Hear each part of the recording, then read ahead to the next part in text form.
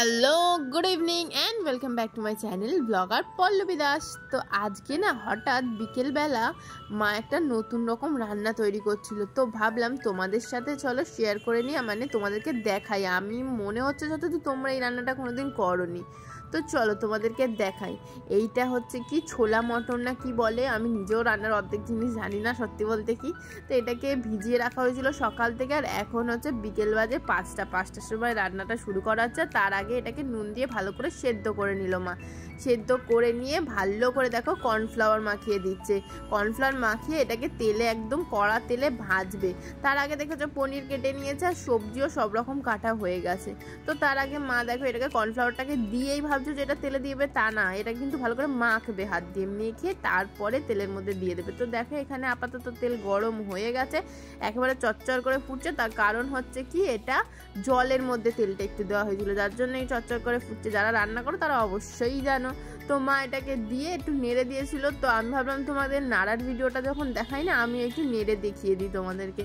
তো নেড়ে চেড়ে আবার ঢাকা দিয়ে ওটাকে রেখে দিতে হয়েছিল, কারণ ওটাকে হালকা ক্রিস্পি ভাবটা আসার জন্য ওটাকে নেড়ে চেড়ে রেখে দিল।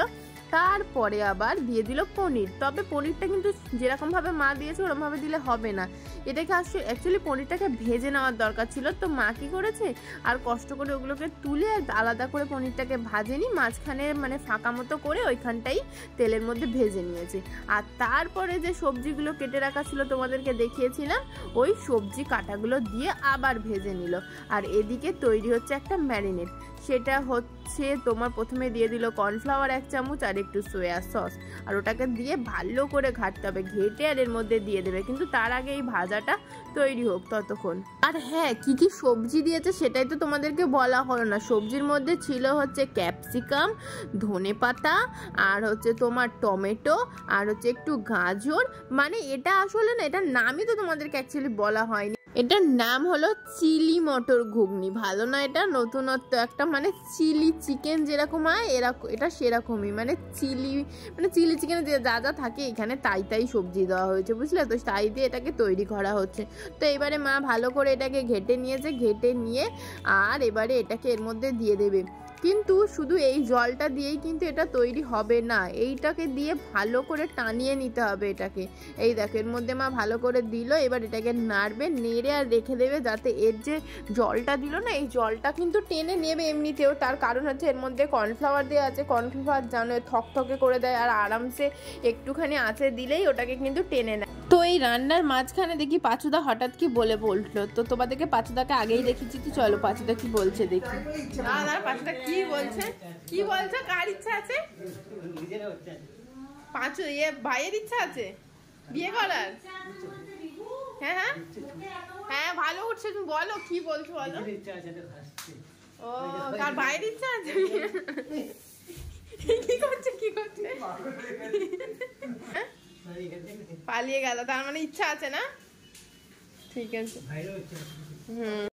তো তোমরা বুঝলে পাঁচুদা কি বলতে চাইছে? পাঁচুদা বলতে চাইছে যে ভাইয়ের নাকি বিয়ের ইচ্ছা আছে, সেটা পাঁচুদাকে বলেছে, তো সেটাই পাঁচুদা বলতে চাইছে। তো তারপর দেখি রান্নাটা কি হচ্ছে, চলো।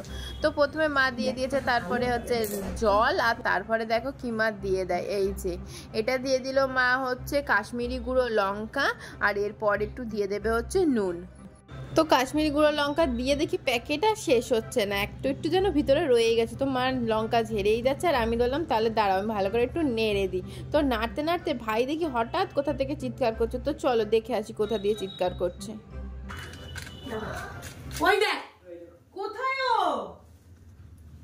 তুমি শেষ দাঁড়াও,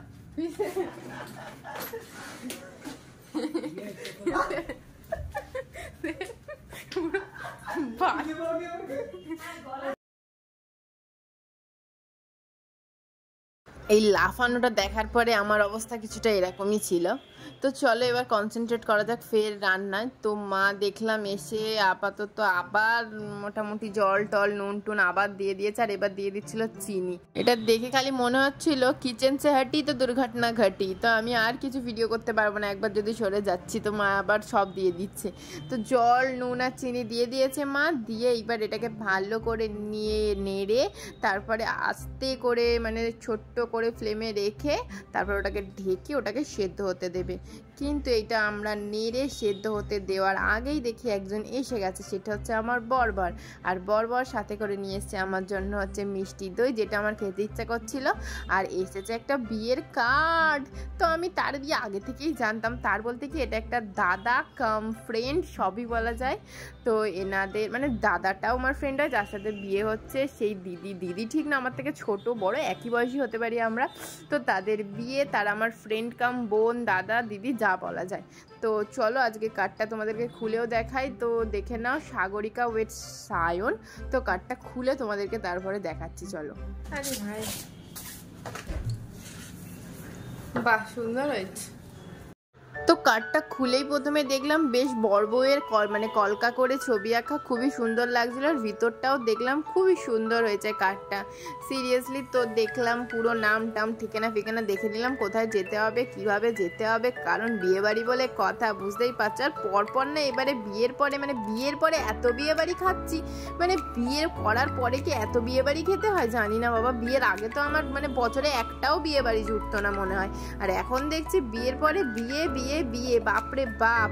তো চলো এখানে কার্ডটা তোমাদের দেখিয়ে দিলাম। আর এদিকে রান্নাও শেষ, এখানে শুধু চলছে গার্নিশিং। তো এখানে দেখো ভালো করে সেদ্ধ করে নিয়ে এরম ঝোল ঝোল একটু থাকবে, গ্রেভি গ্রেভি নামিয়ে নেবে, তার উপরে ধনেপাতা দিয়ে গার্নিশিং করে আর তোমরা সাটিয়ে দেওয়ার। এটা খেতে হবে পরোটার সঙ্গে, যার জন্য দেখো আমাদের লাস্টে পরোটাও হয়েছে।